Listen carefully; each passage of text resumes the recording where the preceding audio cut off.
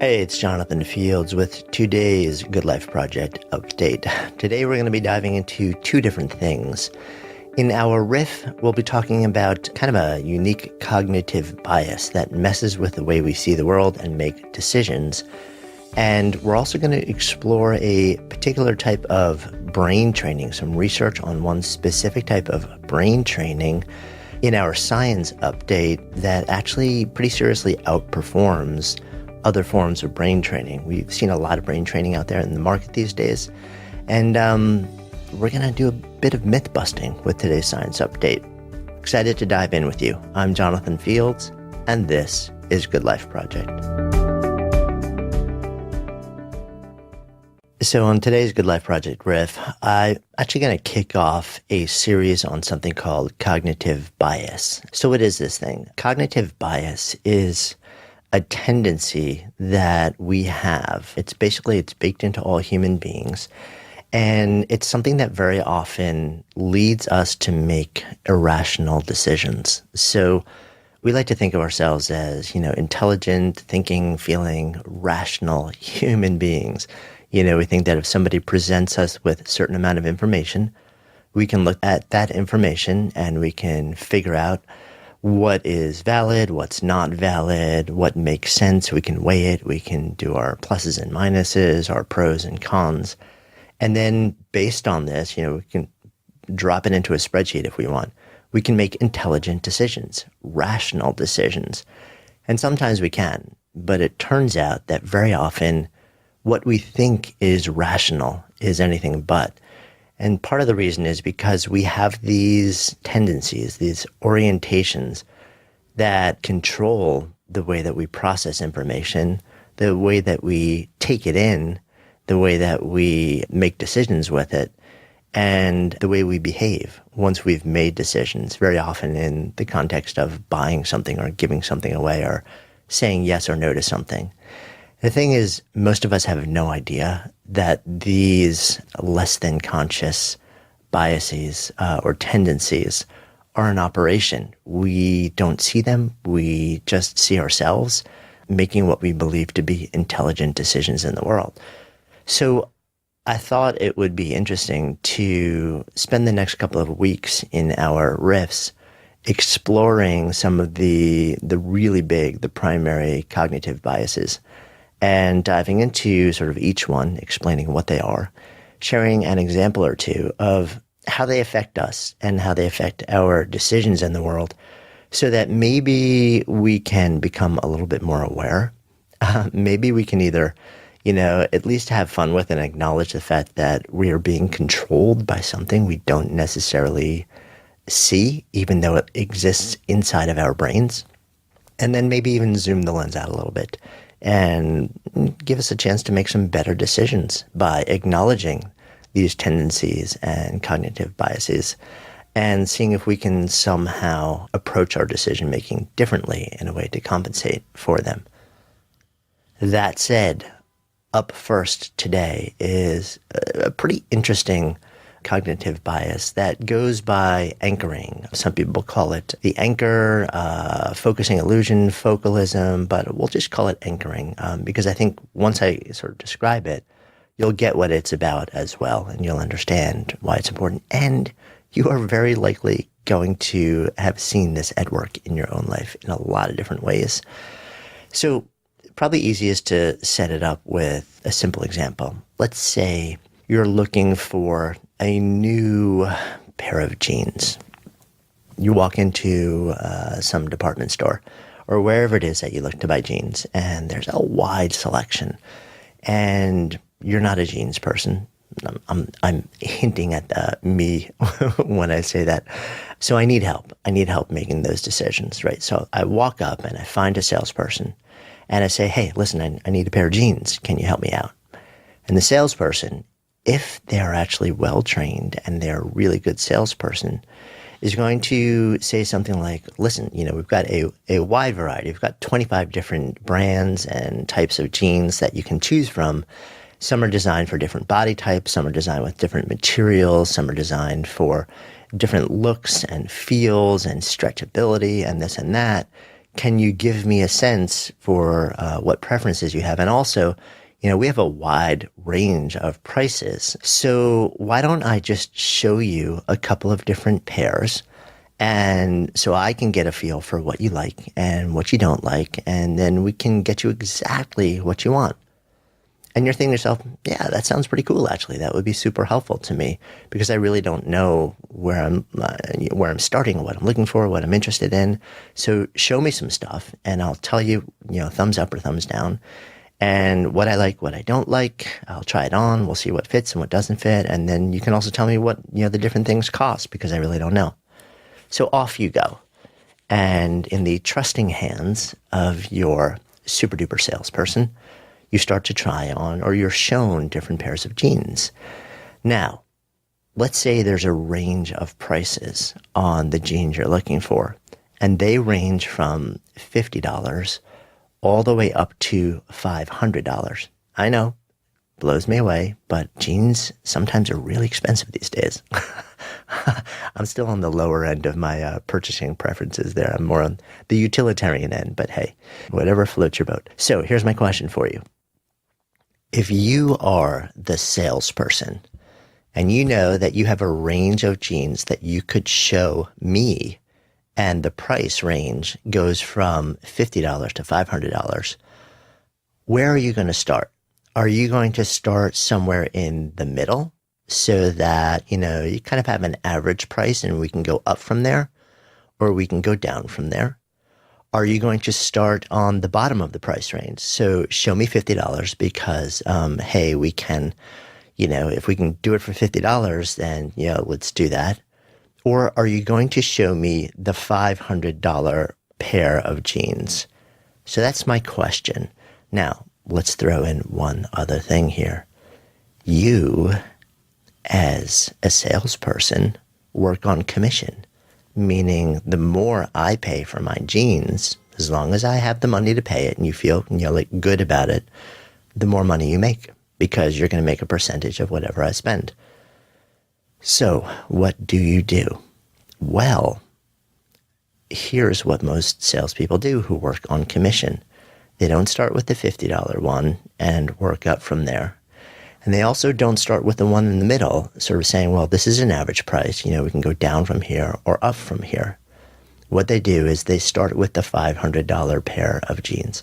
And even if you're kind of like, they might say to me, hey, listen, I know this is kind of, like above what you were looking to spend, but I just want I want to show them to you for a second, let you try them on for just a moment so that you can understand sort of like the full range of the offerings available. And this is $500. This is sort of like what you get for $500. Why would somebody start with the $500 instead of $250 or $50? Here is the reason why. Because it takes advantage of the anchoring bias. This is a cognitive bias where we determine the value of things, we make decisions in relation to a piece of information that were given first. That becomes an anchor. And then we judge the value of everything else around it based on its relationship to that anchor.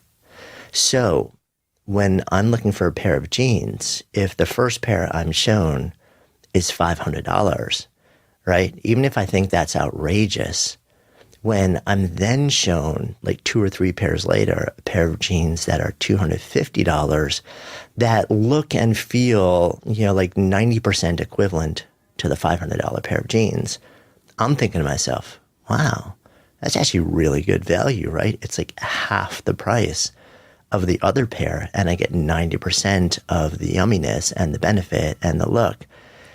And if I had walked into a store in the beginning and thought about what I wanted to spend on jeans to start with, I'm probably not thinking anywhere close to that. And if the anchor price to start with had been $50, if the first pair of jeans I was shown was $50, then that becomes my value anchor. And I judge the value of everything and the price point of everything past that based on the $50 starting anchor.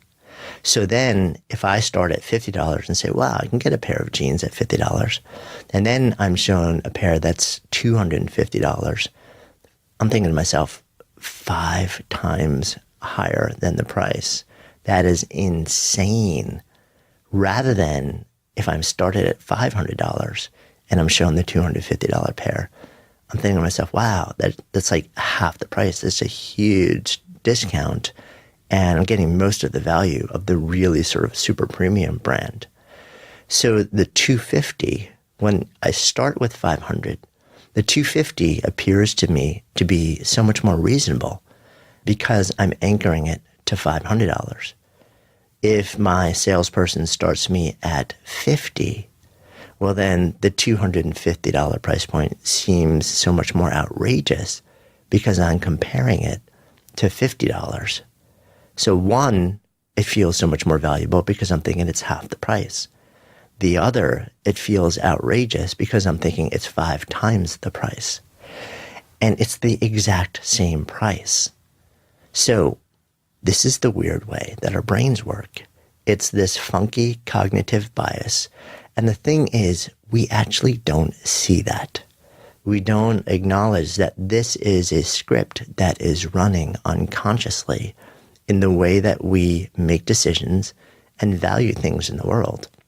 So maybe pay attention to this. Next time you go out and you are looking to make a decision about something, think to yourself, where am I starting from? If I have complete control over the process, what is the anchor that I want to choose for myself to start from?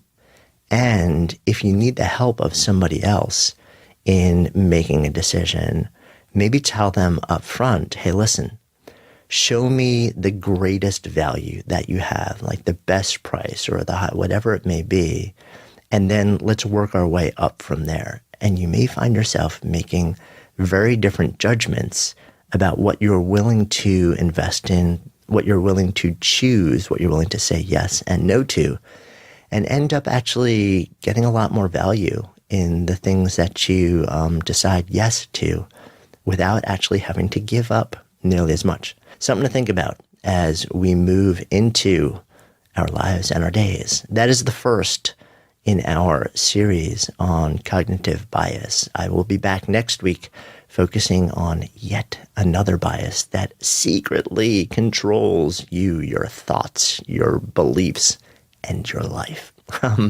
What that is, I'm not going to share until next week, so you will have to tune back in. And I'm excited to dive into our science update now because we have some really cool research on brain training, what works and what does not. And we're back with today's Good Life Science Update. What are we talking about today? We're talking about some really interesting research out of Johns Hopkins, and this is on brain training. What is brain training anyway?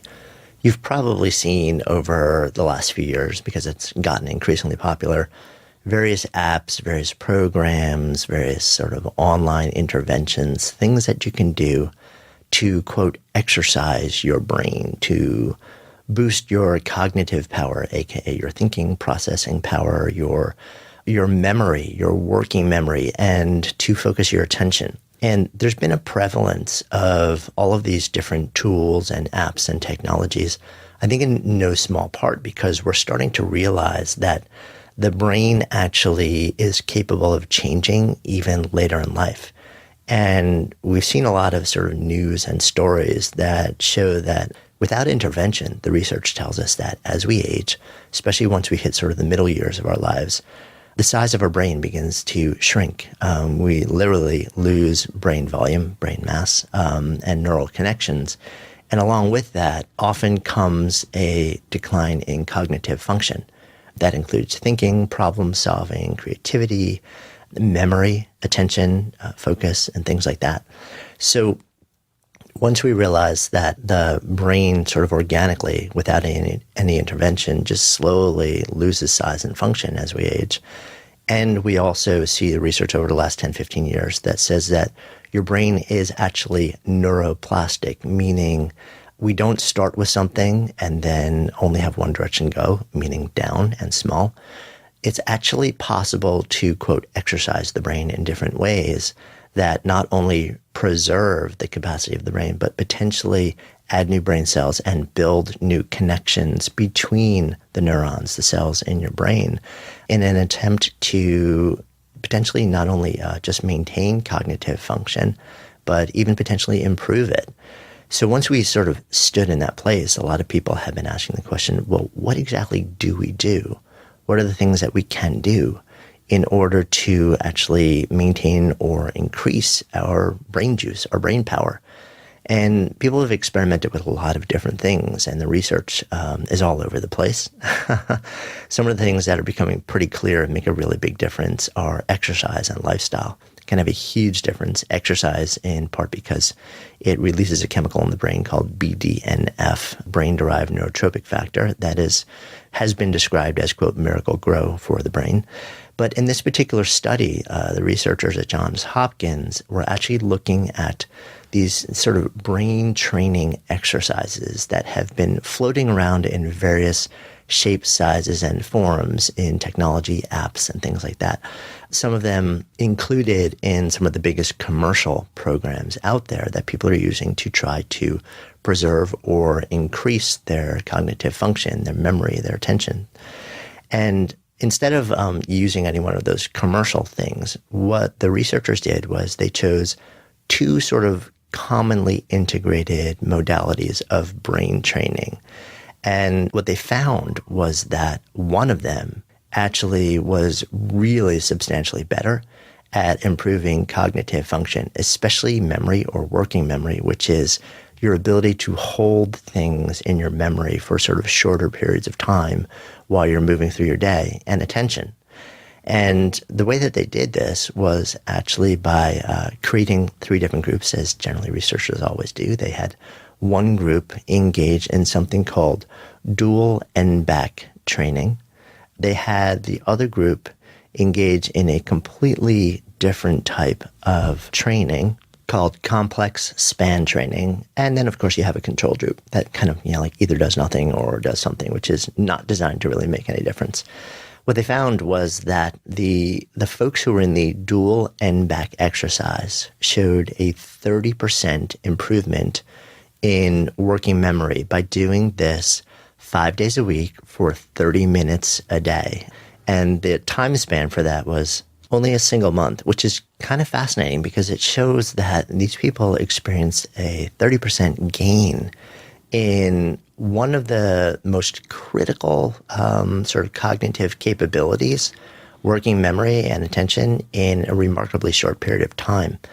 Now, that said, dual end-back training is something that I have sort of explored lightly in the past. And it actually is integrated in certain ways into certain commercial programs. If you literally just search dual N back, that's the letter N, by the way, and the word back, B-A-C-K, you'll find tons of research on this, and you'll very likely also find a whole bunch of apps and even websites where you can kind of do it yourself and experience it. The nature of the training is that you're shown a cycle of prompts. Very often it's a blend of visual and audio at the same time and asked to remember them. So you may see a letter and then a shape or something like that, and they appear together, and your goal is to remember that. And then you're shown another one and another one through one cycle. And then you come to the next cycle and you're asked to remember those things one cycle back. And you keep doing this, and then you'll add to the things that you have to remember. And then you see how many you can remember 2 cycles back, and then 3 cycles back, and so on and so on. It's a little bit grueling. Some people would actually find this really kind of fun and like a great challenge, but it definitely is taxing. So 30 minutes of this is definitely, you're probably going to want, like a little bit of a break because it's pretty intense. But what it shows is that the brain is capable of actually expanding its capability in pretty big way in a pretty short amount of time. And in fact, the participants in the study were given a battery of cognitive tests and also got EEGs or electroencephalograms before to measure brain activity. And in fact, they were given the EEGs again after, and what that showed was that there was substantially more activity in the parts of the brain that would control these things after the interventions. And In fact, there was also substantial activity in a part of the brain known as the prefrontal cortex, which is where a lot of executive control and problem solving, in addition to working memory, takes place. So it's kind of interesting because there have been all these, commercial brain exercise things that have been out there for a lot of different years. And this is one of the first study that I've seen that actually compares and contrasts two very specific modalities and does a detailed analysis and EEG in association with that and shows really substantial gains in both function and in scanning in the way that the brain is functioning and operating. And I'm looking forward to seeing more work like this so we can really get a beat on what helps us sustain and expand our brain capacity as we move into the second half of our lives, because that helps us live better lives. As always, I hope you've enjoyed this and learned a bit about the way that our brains function, both in our earlier conversation about cognitive bias. We started with anchoring today, and we are going to explore some really interesting, funky things as we sort of dance through the playground of cognitive weirdness, biases, and tendencies in the next couple of weeks. And of course, kind of building on that, the way that we train our brain. I'm Jonathan Fields. See you next week. This is Good Life Project. Thanks so much for listening to today's episode. If the stories and ideas in any way moved you, I would so appreciate if you would take just a few extra seconds for two quick things. One, if it's touched you in some way, if there's some idea or moment in the story or in the conversation that you really feel like you would share with somebody else, that it would make a difference in somebody else's lives, take a moment and whatever app you're using, just share this episode with somebody who you think it'll make a difference for. Email it if that's the easiest thing, whatever is easiest for you. And then, of course, if you're compelled, subscribe so that you can stay a part of this continuing experience. My greatest hope with this podcast is not just to produce moments and share stories and ideas that impact one person listening, but to let it create a conversation, to let it serve as a catalyst for the elevation of all of us together, collectively, because that's how we rise. When stories and ideas become conversations that lead to action, that's when real change happens. And I would love to invite you to participate on that level. Thank you so much, as always, for your intention, for your attention, for your heart. And I wish you only the best. I'm Jonathan Fields, signing off for Good Life Project.